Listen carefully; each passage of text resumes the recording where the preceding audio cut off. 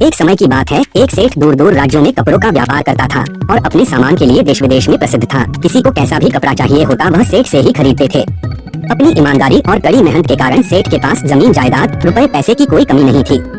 सेठ का कोई बच्चा नहीं था, केवल एक पत्नी थी जिसे सेठ बहुत प्यार करता था और देश विदेश से अपनी पत्नी के लिए तरह तरह के सुंदर सुंदर उपहार लेकर आया करता था।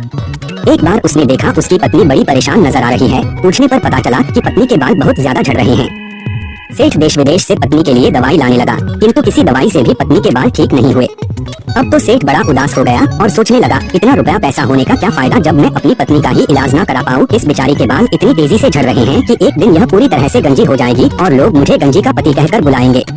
पत्नी के बालों के लिए इतना चिंतित हो गया कि रात में तो उसको अपनी पत्नी के ही सपने आते और महसूस होता कि चारों तरफ लोग उसे गंजी का पति कहकर बुला रहे हैं और उसकी पत्नी यह सब सुनकर बहुत रो रही है। पत्नी के बालों के चक्कर में सेठ का मन उसके व्यापार में ना लगता, जिसके कारण सेठ के ग्राहक